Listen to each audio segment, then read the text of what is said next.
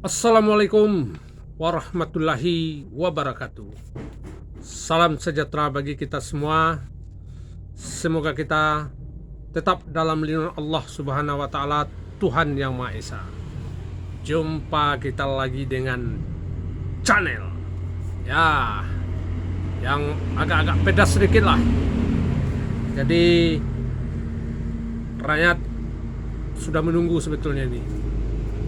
Menunggu apa pernyataan dari Presiden Jokowi tentang begitu ramai pemberitaan tentang masalah penundaan pemilu 2024 yang telah diusulkan terutama oleh partai-partai pendukung pemerintah seperti Golkar, PKB, dan PAN. Nah, inilah akhirnya keluarlah pernyataan dari Presiden Jokowi.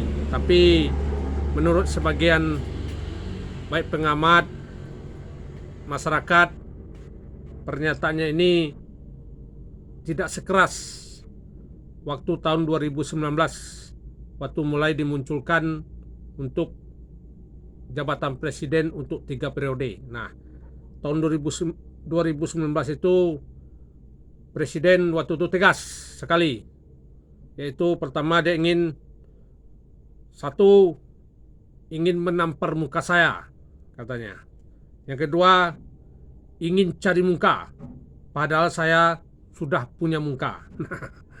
Nah, yang ketiga, menyerumuskan. Nah, itulah jawaban Pak Jokowi. Jadi sebagian orang pengamat mengatakan waktu itu jawaban yang paling tegas tentang adanya wacana presiden 3 periode. Nah, dijawab juga dengan 3 waktu itu. Nah, sekarang untuk tahun 2022 ini agak berbeda, agak lemah sedikit lah jawaban dari Pak Jokowi. Nah, beliau mengatakan tidak ada niat, tidak ada minat. Nah, sebab konstitusi sudah mengamanahkan 2 periode cuma jabatan presiden. Nah, itu yang kata beliau. Nah, beliau akan patuh pada Undang-Undang Dasar 1945. Nah, tapi setelah itu beliau juga mengasih jawaban, siapapun boleh mengusulkan karena ini demokrasi. Nah, jadi istilahnya kalau menurut saya nih, kalau ada amandemen Undang-Undang Dasar 1945 ya silahkan, ya silahkan, kan itu sebab ini adalah demokrasi, betul.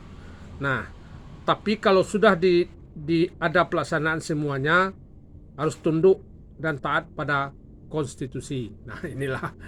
Jadi kalau saya melihat inilah bahasa-bahasa orang politik biasalah. Ini ya, bahasa-bahasa orang politik. Dari satu sisi Pak Jokowi tidak ingin, tidak ingin karena ini Undang-Undang Dasar sudah mengamanahkan 2 periode. Tapi di sisi lain, kalau ada pengusul untuk 3 periode, itu silahkan sajalah. Sebab ini negara demokrasi. Nah, kebetulan betul Undang-Undang Dasar 1945 di pasal 3 bisalah MPR untuk diberi tugas untuk merubah undang-undang, atau di pasal 37 sudah jelas MPR bisa untuk merubah undang-undang. Jadi sebetulnya inilah yang sebetulnya yang diharapkan oleh Pak Jokowi sebetulnya ini. Dari satu sisi beliau saya tegas mengatakan tidak ada niat, tidak ada minat. Tapi di sisi lain beliau setuju juga siapa boleh mengusulkan karena ini demokrasi. Jadi sudahlah. Jadi yang akan kita bahas adalah begini, ya. Pasal 9 Undang-Undang Dasar 1945 itu sudah jelas bahwa presiden itu bersumpah di depan anggota MPR, DPR, dan DPD. Nah, ini yang akan kita pertanyakan sebetulnya kepada anggota-anggota dewan kita yang terhormat itu sebetulnya, terutama para pengusul-pengusul itulah. ya, pengurus partai politik itu. Kebetulan pengusul itu kan anggota-anggotanya duduk di parlemen tuh, di DPR semua, baik Golkar, baik PAN ataupun PKB. Nah, seharusnya karena presiden itu bersumpah di depan anggota MPR, DPR dan DPD, jadi para anggota-anggota dewan itu wajib untuk bertanggung jawab juga terhadap sumpah presiden ini. Kenapa? Karena presiden bersumpah di depan mereka semua. Nah, jadi apa bunyi sumpah presiden? Sumpah presiden itu sudah jelas. Ada kalimat di sana sudah jelas, yaitu memegang teguh undang-undang dasar. Berarti apa? Konstitusi kita.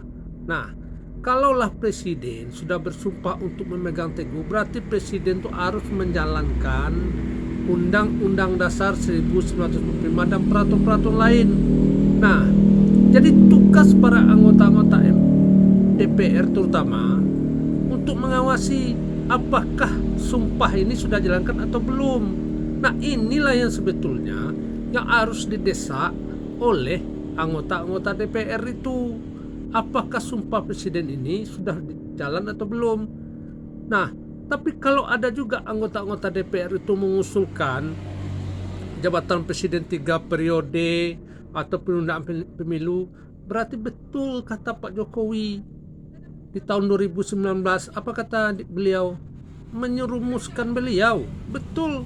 Berarti anggota-anggota DPR, MPR dan DPD itu menyuruh presiden untuk melanggar sumpahnya sendiri. Nah, inilah kalau menurut hemat saya sebagai masyarakat biasa, ini yang tidak benar.